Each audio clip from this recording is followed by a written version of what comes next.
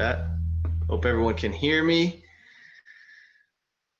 Good to see some of you and appreciate you tuning in.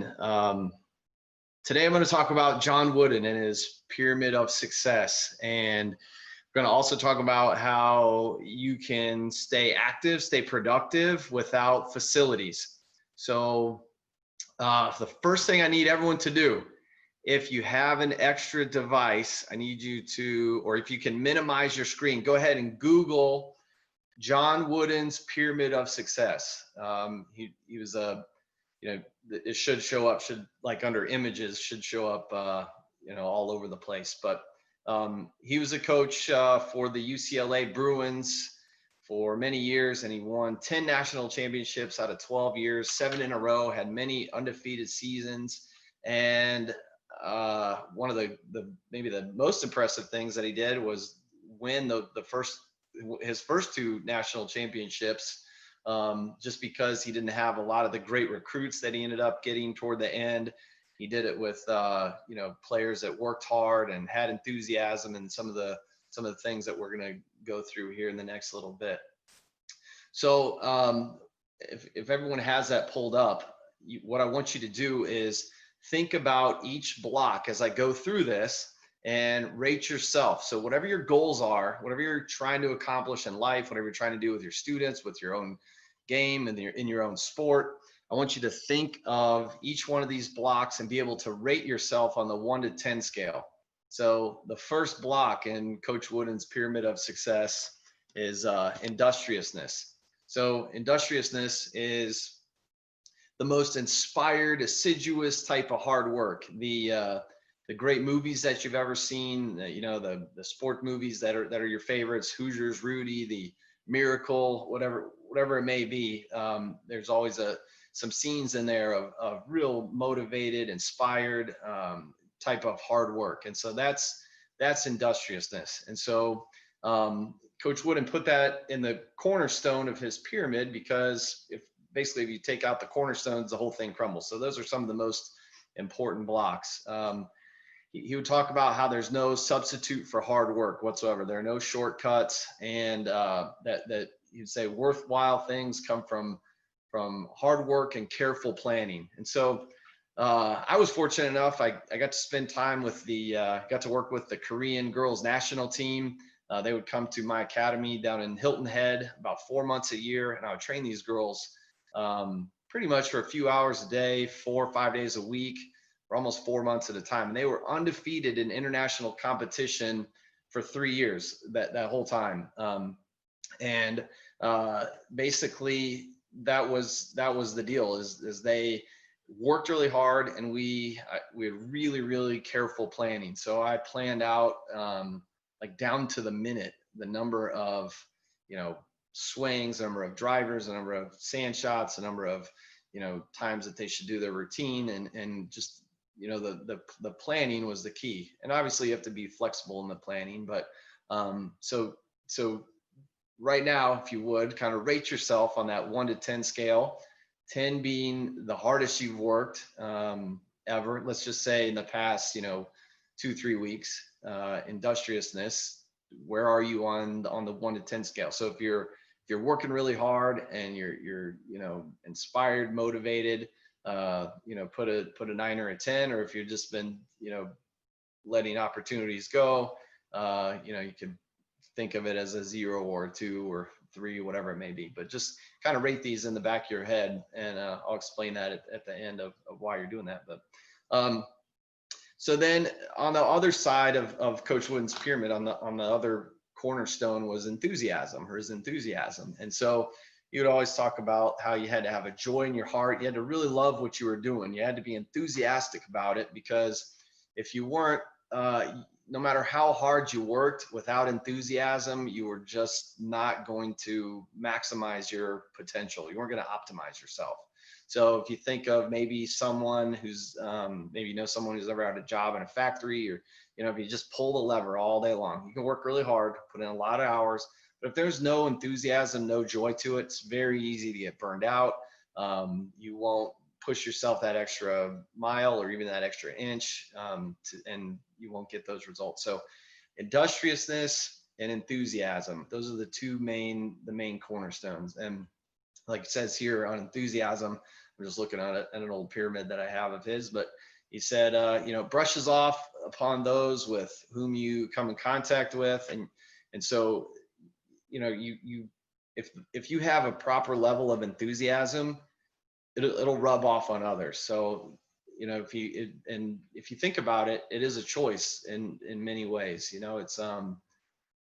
It's a lot of times it's a choice to just have that great attitude, have that appreciation for what you're doing, to really bring out that enthusiasm, which is going to brush off on others. So you'd also say you must truly enjoy what you're doing, as I've said. So it's the joy in your heart. And, it's like, passion is great. And that's a word that, we hear. And one of the keys to success, you got to be passionate about what you're doing. Actually, to me, in my own head, how I define passion is more of a little bit of it's a little temporary, it's a little more of a temporary feel, if you will, toward what you're doing. I like the word love. Love's one of the most important words in our dictionary. If you don't really love what you're doing, then it's difficult. So if you can find that next level above passion, because passion can be a lot of a lot of energy but it can burn out quickly too. But if you really love it, then hey, that's going to last a little longer, carry you through the tough times. And I always like people to have goals, write it out. And until you have a different goal, stick with your current goal, through thick and thin. So it's okay to change your goals, but don't just quit until you have something lined up that you're ready to be, that you're ready to love and to follow through, to stay on track with, in the thick and thin. So industriousness, enthusiasm, those are the two main keys. And then in the bottom tier, he also had friendship, loyalty, and cooperation. So anytime you include others, you add strength. So anytime you have friendship, you think, like he says here, it comes from mutual esteem, respect, and devotion. And it must not be taken for granted, but requires a joint effort. So friendship, that anytime you're trying to accomplish a goal, nobody gets there on their own. Everybody needs some help, and something along the way to really maximize your potential. So if you have a good sense of friendship, hey, that's going to include others. That's adding strength. And really this pyramid is a great way to eliminate all signs of weakness. So one of his other sayings was, don't whine, don't complain, don't make excuses. Just do the best you can. Just do your best.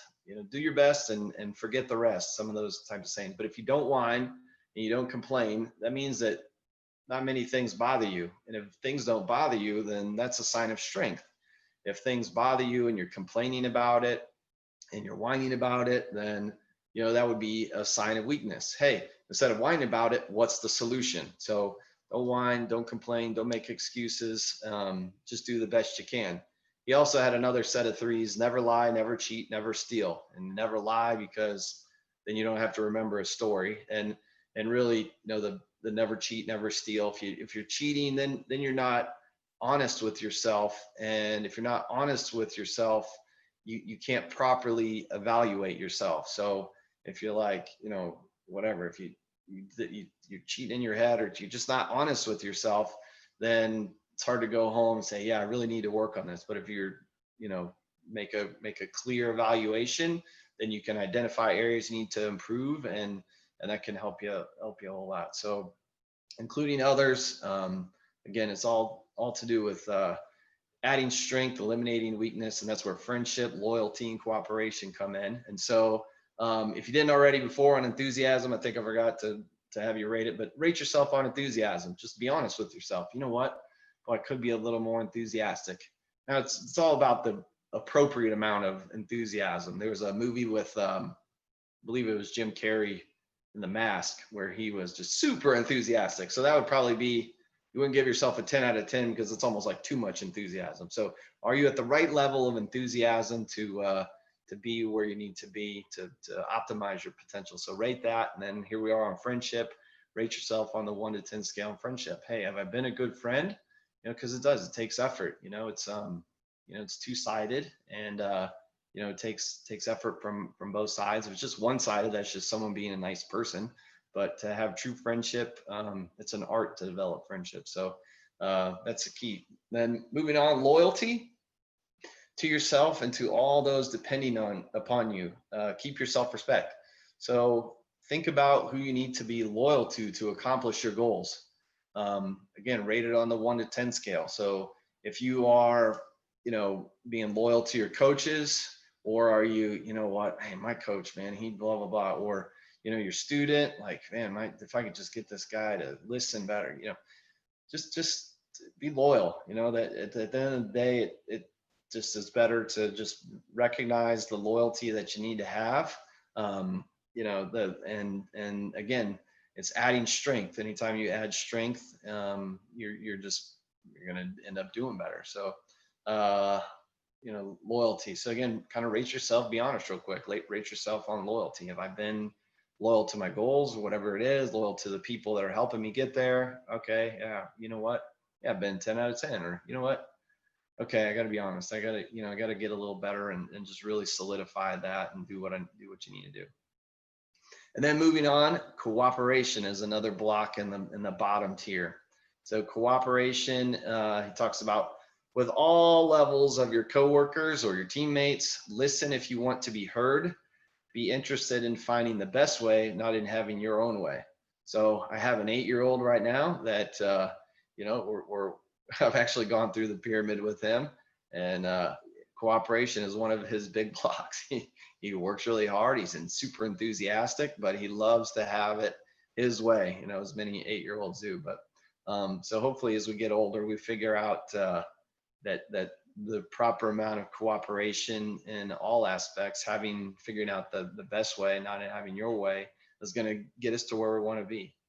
So that covers the bottom tier. And so if you can think through industriousness, enthusiasm, friendship, loyalty, and cooperation, you kind of just rate yourself on the 1 to 10 scale. What you'll find as we work our way on up, at the top are blocks like confidence and poise. And let's take confidence, for example. So if down at the bottom, if you have, some 9s and 10s, but you have a couple 2s, you'll notice that your confidence score in general will be down around 2 or 3.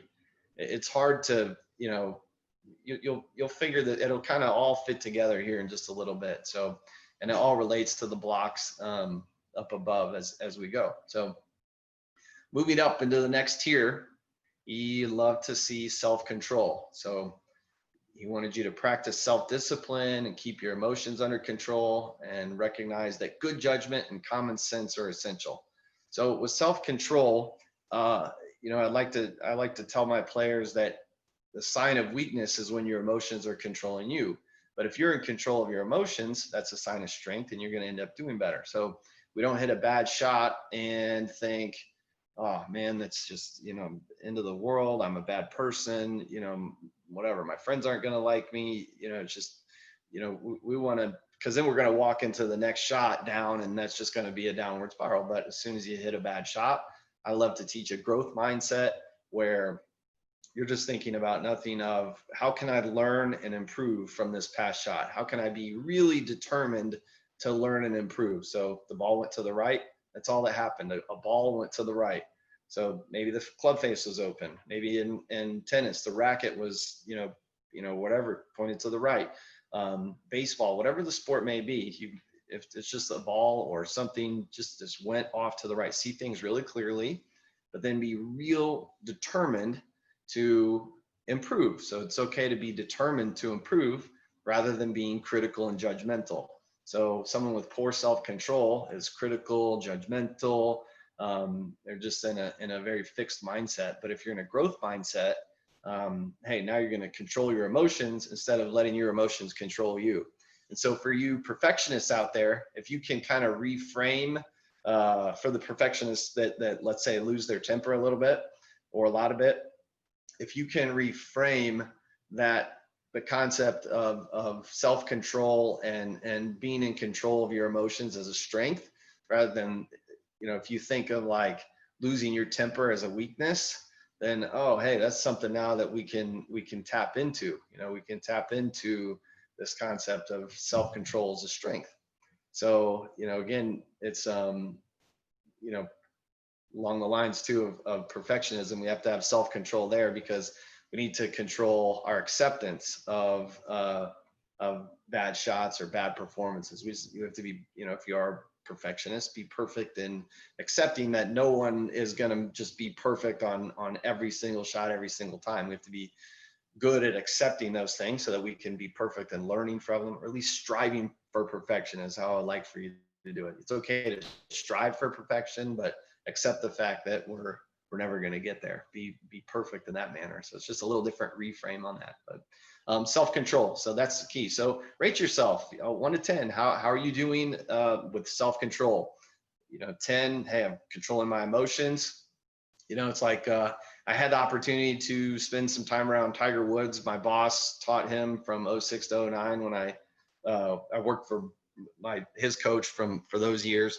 And you would always see him, you'd see Tiger no matter what. His shoulders were back, chest out, chin up, no matter what the shot was. And it wasn't like he won his first tournament, then he started walking confidently. It was, walk the way you want to be, and then your performances will be optimized. So I think a lot of people wait until, oh, hey, they wait until, man, maybe when I win the Masters, now I can walk up like this. But it's you just have to, I don't like the saying fake it till you make it, but it's, you have to act as if. You really have to be in that state of mind, be the way you want to be honest with yourself. But if you're, hey, I'm a top 5 player in the city, you guys may not know it yet, or I'm a top 5 player in the state, you guys may not know it yet, but that's how I'm going to, that's how I'm going to walk, how you're going to be, how you're going to act, and how you're going to talk. So anyway, self-control. So rate yourself, and away we go over to alertness. Alertness is be observing constantly, stay open-minded, and be eager to learn and improve. So I think alertness is so important, because, we have, like, no matter what the sport is, there's not just, the ball and the target. There's so many other factors in every sport. There's things going on. There's things that you need to recognize, and in golf, for example, there's the wind, there's, just all kinds of things you need to consider. And if you don't have alertness and you just sit there, oh, there's the ball, there's the hole, or there's the, I'm doing this or doing that. But if you're alert, you can pick up on opponents' tendencies. You're really paying attention to your surrounding, the surrounding environment. And, again, that's just going to help you be optimized if your alertness is really high. So there, real quick, rate yourself 1 to 10, alertness, no matter, even if you're a business person, whatever you're trying to do in life, how's your alertness? So if your alertness has been low, all right, hey, how can I step it up? And if you really don't know, first, just by rating yourself, you guys can self-organize in your head. You can come up with things to get that rating up. But if you really don't know, don't be afraid to use Google. It's like, hey, how do I improve my, how do I improve my self-control? How do I improve some of these boxes? It's just a good place to start rather than doing nothing. That's for sure. But all right, so alertness. Moving on to initiative. So initiative, cultivate the ability to make decisions and think alone. Do not be afraid of failure, but learn from it. So people who take initiative are generally not afraid to fail. So one of the biggest failures to me and to Coach Wooden would be just the biggest failure is being afraid to fail. So if you're afraid to fail, you're never going to act. You're just going to sit there and it's like my kids and I went ice skating not too long ago, and they were afraid to fall. And I'm like, talked about some of the great hockey players of all time and got them to recognize those guys have fallen many, many, many, many, many times over their career. So it's like whoever, fails the most it's not a bad thing. You want to, if you're afraid to fail, you're never going to get anywhere. So just once you realize that, oh, the best have failed, way more than I have. So I better get to, better get going, because, that's just part of the process, unfortunately. failing is part of the process, struggling is just part of the process, and it's just what you do. And while we're talking about failing and adversity real quick, just to going through the pandemic and being inside, one of the things without facilities that you can do is, as probably most of is visualization. And my take on it, from what I've kind of read and understand, and just in asking people, basically the top Olympians in the world on average will visualize 10 minutes a day, 4 times a week. So that just means, some do more, some do less, but if you could just sit and think about your upcoming event, your next, tournament, getting reps in, because let's say you're a pitcher in baseball, your arm goes out after, 100 pitches. I mean, but if you are at home on the couch, you can get in another 1,000 reps, just by sitting there and picturing it. What would it feel like? So you can really get in, a bunch more reps, and that's just going to carry over. It's just going to be more automatic. And then also, as you visualize, things to do while you're, at home, if you don't have all the facilities open. Most things are opening back up. There's still a lot of stuff here where I am that's not open, but you can not only visualize, but visualize what if scenarios. So visualize like Olympians will visualize, what if you're in the Olympic Village and the bus that comes every 15 minutes, what if it's running behind schedule? So if I need to leave at this time, or should I catch this bus, and then if I catch the later bus and it's late, or if there's a flat tire, how am I going to warm up? Or if I'm not feeling well, how am I going to warm up? And so some what if scenarios, like what if you're not, you start the game with the first, you're playing basketball and you miss the first 3 shots, what if? Okay, so I'm still going to visualize myself being confident, still going to visualize myself, being focused. And it's okay to kind of picture that. And I recommend when you do the what if scenarios that we're still well in advance of the actual event. So you're not just doing that like as we're going the day of. I mean, this is like a couple weeks in advance. You go through the what ifs, because then at least you have a contingency plan. And the closer you get to the tournament or the match or the game or the event, that's when you visualize great shots, great feels, great, everything, unfolding the way you want it to. But don't be afraid to right now to run through, or if you're a coach, have your athletes run through what if scenarios. If you're a student, run through some, if you're an athlete, run through, run through some of those scenarios in your head, the what ifs. And then, like you say, when you visualize, I don't just want you to see it. That's important. You have to see it. But more importantly is attach some kind of emotion to it. So see it, think of the sound that you're going to, hear, and the sounds going on. What are you going to feel like if it's hitting a baseball or a pitcher or a golfer right at the moment of impact or release? What's that feel like? But also attach some kind of emotion to it. I love Tiger. He would talk about, and his caddy would talk about feeling 10 feet tall and bulletproof. So if you felt 10 feet tall and bulletproof, then it was okay to walk into the shot. So it's okay to visualize feeling that way, even, hey, after a bad shot, guess what? I'm still going into this next one feeling, 10 feet tall and bulletproof. If you're a soccer player, hey, I had a bad sequence, guess what? Still 10 feet tall and bulletproof. No signs of weakness. I think that's kind of the key that this falls under. But anyway, that all still kind of fell under the initiative block there. So making sure you take the initiative to just get out, and don't be afraid to fail. Don't be afraid of the adversity. Don't be afraid to take initiative and visualize, picture yourself being the way you want to be. So right now, rate yourself 1 to 10. How's your initiative? So if your initiative has been high lately, then, put a 10. If you know what, I've just been waiting for people to tell me what to do, then we got to step up our initiative. And then moving over a little bit more is intentness. So Coach Wooden would talk about how he could have used the word determination, but he just used the word intentness, and just being intent on accomplishing your goal. So setting a realistic goal, concentrating on its achievement by I gotta look at that there. My age is showing, but concentrate on its achievement by resisting all temptations and being determined and persistent. So, staying intent. So think of yourself, right now, have you been intent?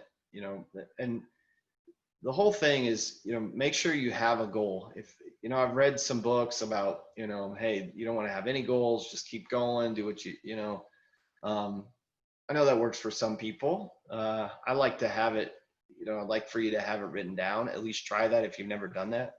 And then if you get too overwhelmed by that, that's okay. But the goal needs to be, realistic. Maybe a lot of you have heard of SMART goals, where it's specific, it's measurable, it's action oriented, it's realistic and time based. Like, you're going to do this by a certain time. That gives you, that's going to help you stay determined, help you stay motivated.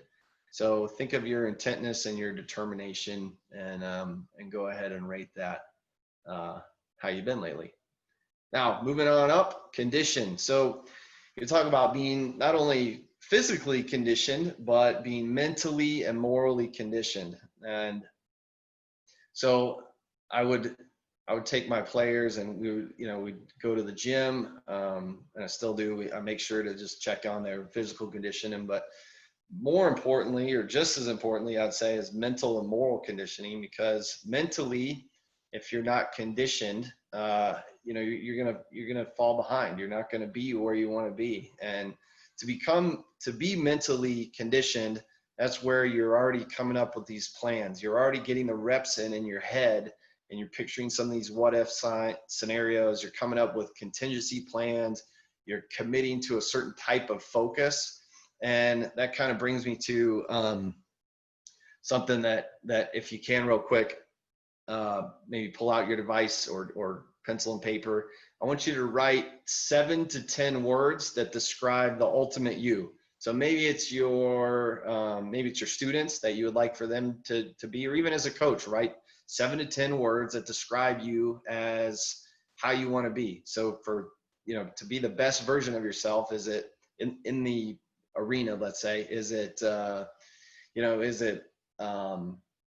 calm? Is it, intense? Is it patiently aggressive? Is it methodical? Is it, freewheeling it? Whatever kind of the best version of yourself is, go ahead and jot that down, even if it's like 5 to 7 words, just to kind of describe how you want to be. And then that should create a picture for you to go ahead and visualize during times like now, where we may not have a tournament or match coming up, but or maybe you do. I mean, like I said, some things are open up, but there's the golfers out there on tour don't know when the next events are going to be. There's still a lot of uncertainty with that, but in a lot of the sports, some of the junior sports around here are actually open in full force. But in that case, still do that same thing. Write 7 to 10 words, have your students write that out, and just commit to that. Have them sit there, picture how that,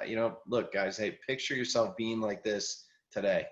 And they'll figure it out. If they thought their best version of themselves was calm and methodical, and they became an uptight, serious nerd, which a lot do, and that's pretty typical. But okay, then maybe we're going to visualize a different version of they'll visualize a different version of themselves as they go forward. But so mental, physical, and then morals. I talk to my students about being a good person, whatever their religion is. If they go to church, if whatever their beliefs are, I hope they believe it and could defend it if they had to. I don't ask them about it, but I just challenge them on, hey, are your morals where they need to be? If you aren't being the good person that you need to be, it'll show up. You're not going to be as honest as you need to be. That way you won't be able to evaluate yourself like you need to be evaluating yourself. You won't get as good a sleep at night because you may not feel like you're being the person you should be. So moral condition, you can go to church to be morally conditioned, whatever your beliefs are. I just encourage you to at least add that in the overall picture for optimization, that's for sure. But okay, so you talk about with conditioning, how moderation must be practiced and dissipation must be eliminated. So, you know, you've heard the saying everything in moderation, and I've had plenty of students say, well, can I just, you know, go have, you know, go get hammered, you know, in moderation, just to I'm like, okay, now we're missing the point here. But, you know, so it's just a matter of, you know, being balanced and doing the right thing. So being conditioned. So rate yourself. How conditioned are you mentally, morally, and physically? And then moving over in the heart of the pyramid is skill. You got to know what to do. You got to know how to do it. And you have to know how to do it well. So you got to know the fundamentals. So you can work really, really hard. You can have all the enthusiasm, but if you don't have the skill, you know, you better, you know, read books on it, ask your coaches, you know, teach your students more about the basics. You know, just have those fundamentals sharp. You know, we have to be in the parameters of things that are acceptable. And so we have to know how to do it and how to do it well. So, yeah, you have to be prepared and cover every little detail is what coach would say about skill. You know, it's just important. So just think about it. Most of you guys probably on this call have the skills. You probably know kind of what to do, you know, how to do it well. And so it's just maybe these other things that, you know, am I working hard enough? How's my enthusiasm? Am I including others? You know, that kind of stuff. And then, so rate yourself on skill. And then moving over a little bit more, team spirit. You have, you know, genuine consideration for others, an eagerness to sacrifice personal interests of glory for the welfare of all. So Coach Wooden in that block, he would talk about, he actually had the word willingness to sacrifice your personal interests.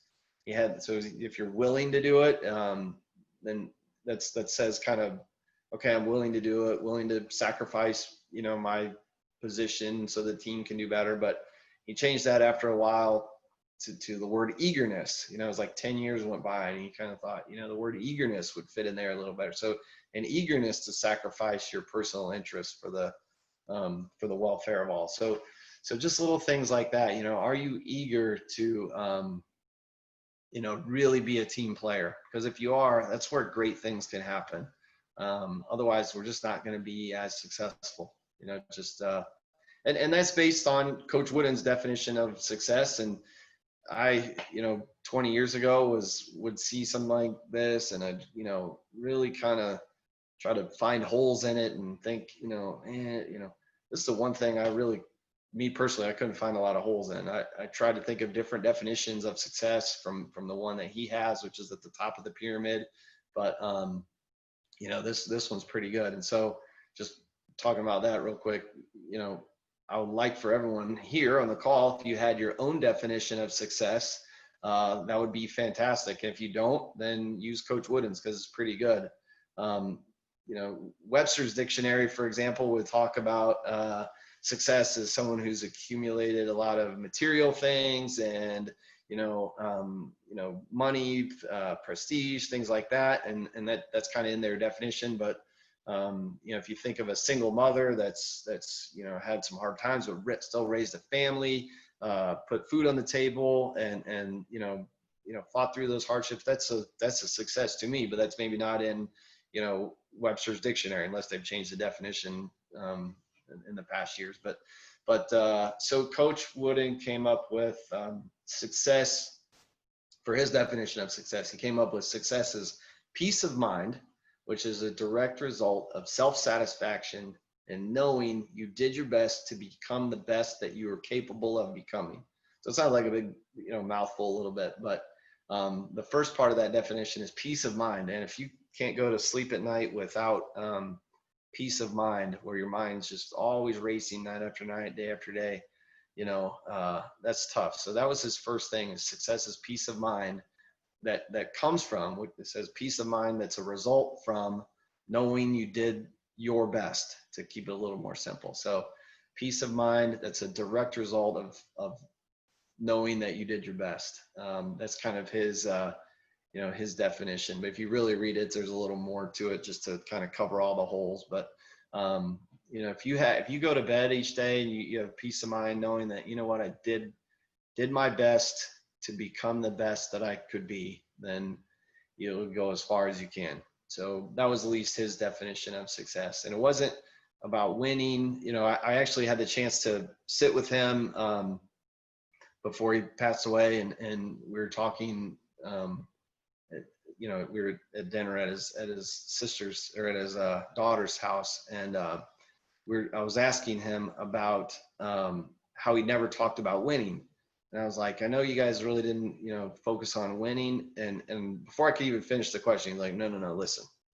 He's like, look, we focused on winning every single night. We played to win, but it was just the second priority. You know, being our best version of ourselves was our definition of success. And then, you know, the wins come, but we played to win, and we focused on doing everything we could to win. We played to win, but it just was the second priority. And so I thought that was great, because even, you know, if you win by 5 and you really should have won by, you know, a whole bunch, then you're not developing those skills within yourself for the next game. You know, you're not being the best version of yourself, because that's really all you can control, right? So we've all heard it, control the controllables, but it's true. You know, what can you control? And you can control giving your best effort to become the best of what you're capable. And then success is just peace of mind, just being at peace with knowing that you did that. So, so then, yeah, so back to team spirit, being eager to sacrifice your position, or yourself, your thoughts, your ideas, eager to sacrifice that for the welfare of all. That's tough sometimes, right? You know, we're like, oh, I just want to, you know, this is just what I want. But you know, the great things, the great dynasties, let's say, are done with a very high level of team spirit. So rate yourself. How's your team spirit? Poise is the next block going up. Coach would talk about how this is his favorite definition that he had. So he would talk about poise as just be yourself, just being yourself in any situation, being at ease in any situation. Just be yourself. Don't try to act like someone that you're not. Don't try to act like, you know, you know, I have an 11-year-old, and, you know, they're at that age where somebody sees a funny, you know, Vine or whatever they're into now, and then they want to emulate that person and copy that person and like be that person. And I'm like, okay, look, if you're in competition and you're trying to be, you know, so and so that's also in the you know, in the level up or whatever, eventually when you meet them and they're just trying to be the best version of themselves and you're trying to be that person, they're going to be better at being them, you know, themselves. So you focus on learning from them, always learn from others. That's fantastic. But the key is really being the best version of yourself. And so rather than, you know, trying to copy someone, it's just, you know, be yourself, but don't forget to learn from others. And like Abraham Lincoln would say, it's not about, you know, it's not about always learning what to do from others. Most of the time you learn what not to do when you watch others. So, you know, he had a little sense of humor about that. But, you know, it's just a matter of, you know, really focus on being poised. So think about your poise. So, and this is as we go up higher in the pyramid, you see if you rated yourself lower down in the bottom, like if you have a couple, like whatever your lowest number was down on the bottom is probably all the higher. You might not get much higher than that as you go up to the top, because they all kind of build on each other.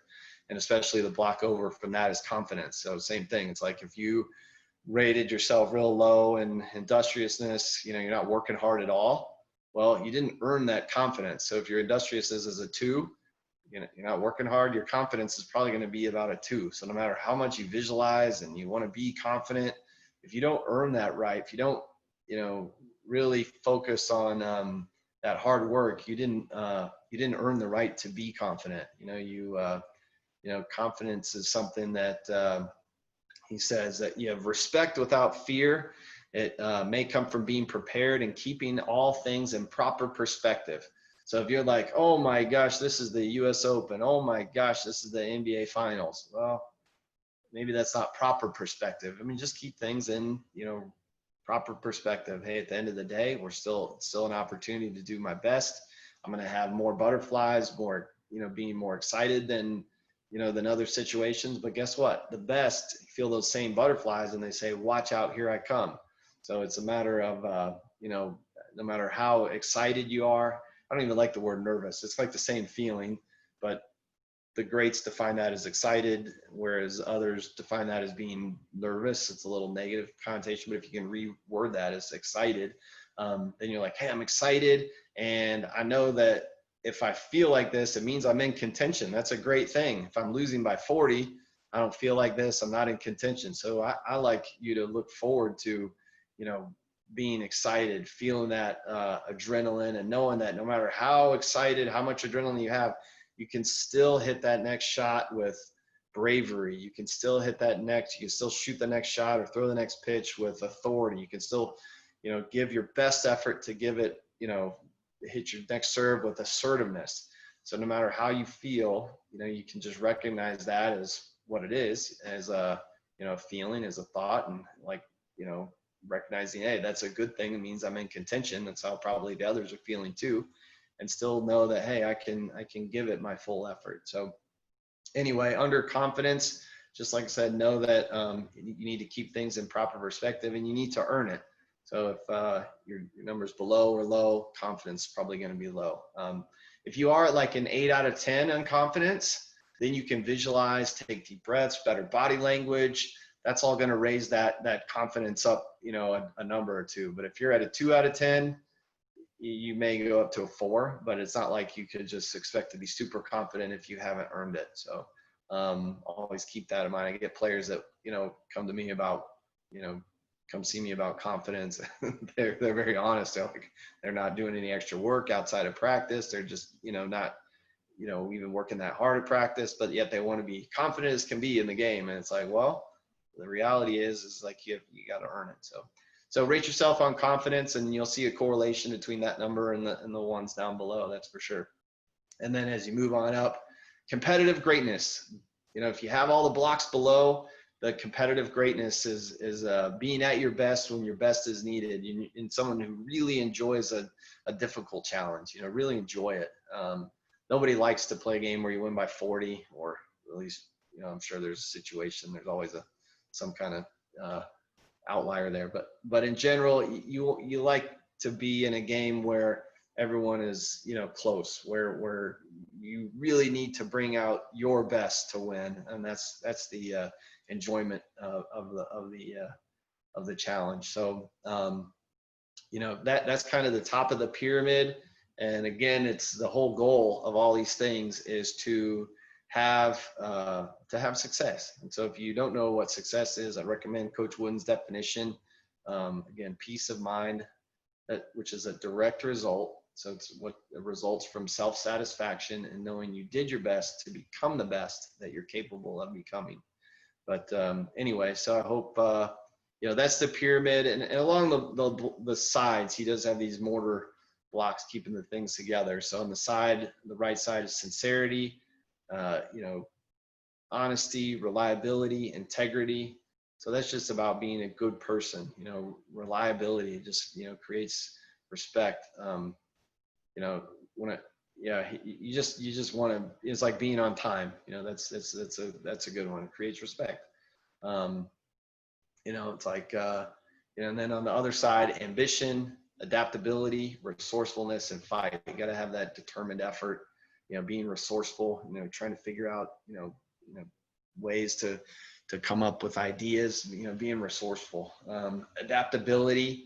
That's what we need to have. You know, without adaptability, that's like one of those keys. That's like you can have a lot of this other stuff, but man, that might just be your one thing that you're missing out on. You just won't be maybe as successful. But all these things, if you look at this, it pretty much encompasses, you know, all the key aspects to being successful in sport and life.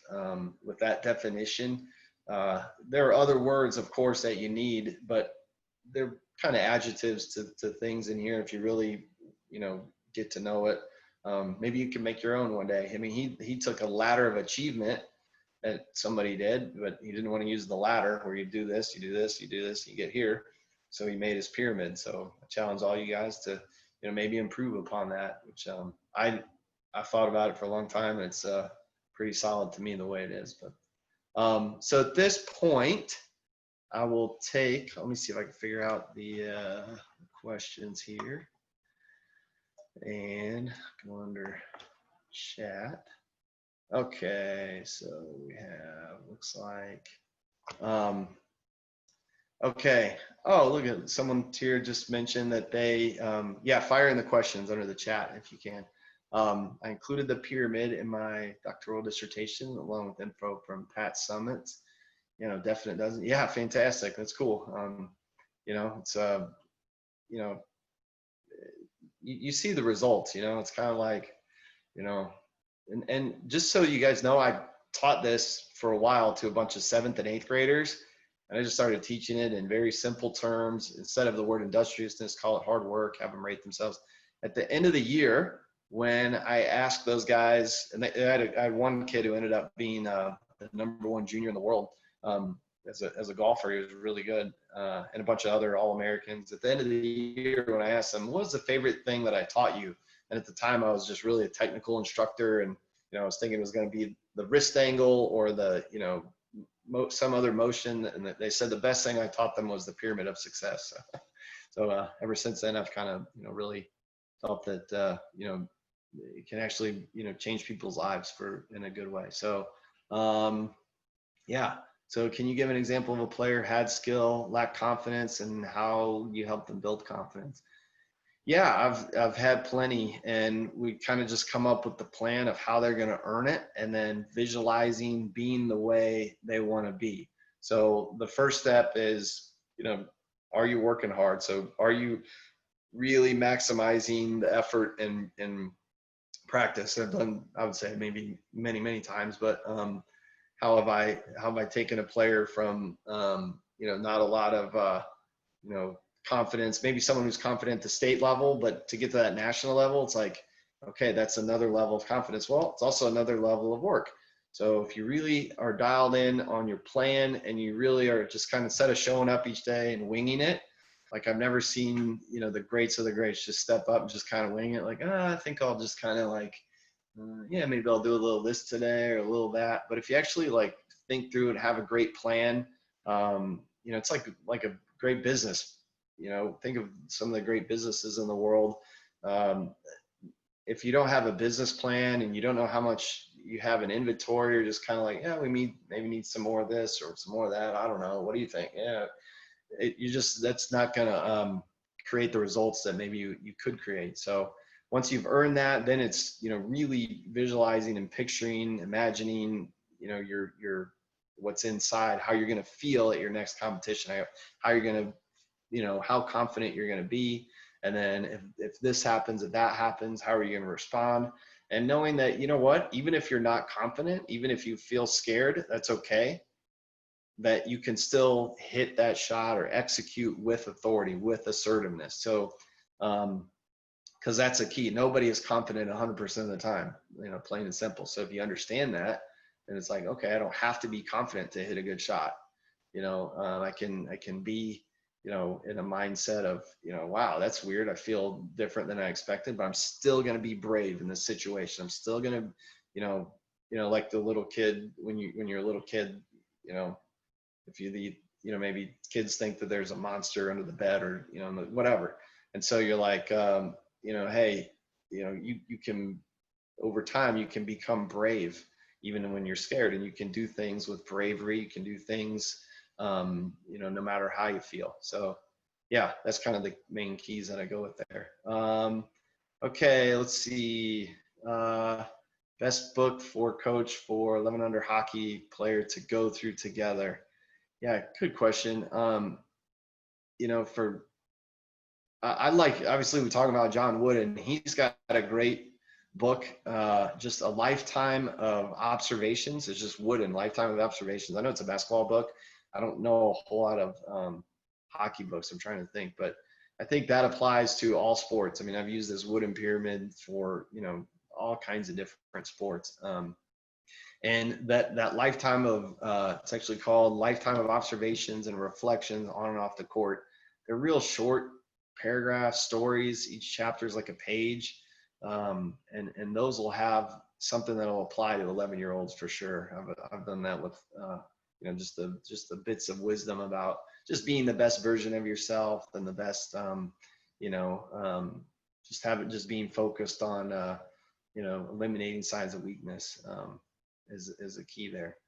So let's see, here we have, can you give your thoughts, advice on helping young athletes with the fear of failure? Yeah, no kidding, right? So coach gymnasts age 9 to 18, and it's a perfectionist sport in nature. And a lot of times they're afraid of failure because it could result in injury, and NCAA recruiting in gymnastics happening earlier and earlier. Yeah, I know that. It is crazy, you know. Yeah, I work with a lot of college athletes, and it's like, you know, a kid gets to 8th grade and it's like they're in 8th grade. They don't want to, they're golfers. They don't want to play baseball because it'll mess up their golf swing. It's like, okay, well, and you get their point. It's tough. And I've had kids younger than that. I had an 8-year-old not too long ago. It was like, well, then they didn't want to play summer baseball because it would mess up their golf swing. Like, well, you know, I like people playing a lot of things and learning adaptability and that kind of stuff. But says, I have a hard time explaining to them if they don't try to change the skill or make the correction or result in a bigger failure. Yeah, advice on, so just a general advice on helping young athletes with the fear of failure. You know, if you talk about, like I mentioned earlier, the fear of failure being one of the biggest failures of them all, and just see if they agree with that and kind of explain, you know, just that's kind of what you do is you plant the seed and you know, with, you know, you talk about how Mary Lou Retton, how many times did she fail?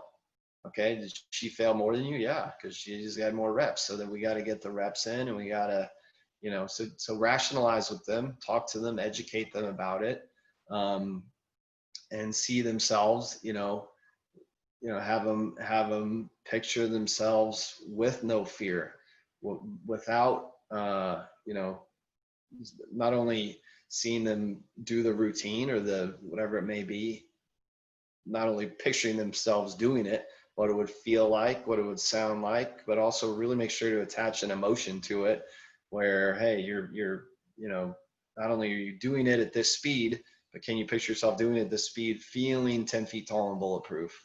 You know, so rationalize it, really focused on, and then really focus on, you know, just that next little level of imagery, and have them do it. You know, maybe you probably do is my guess, but you know, the more clear it is, the more things that you can add to it instead of just picturing it. But you know, then the better that's going to be. But yeah, it's a tough one. That's just because there's so many different possibilities, I guess, with that. But feel free to text me if you guys. I'm on Facebook. You can send me a message or a friend request me, and be more than happy to expand a little more on that. That's for sure. So. Here's one here. I tell my players that stress is bad and pressure is good.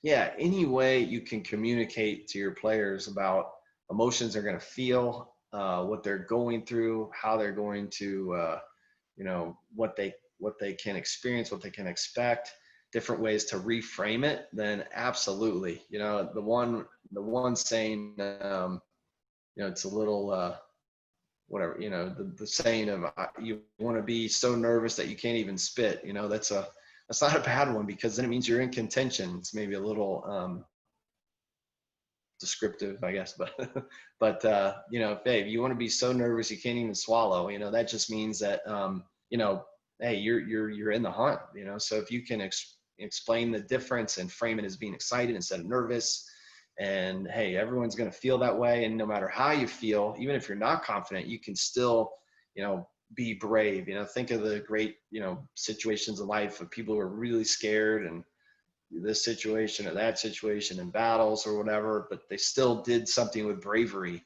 You know, that's part of our history and part of, you know, what we can do as people, you know. So you know, just expressing that is a really, really good option. So listen, at this point, I really appreciate you guys tuning in.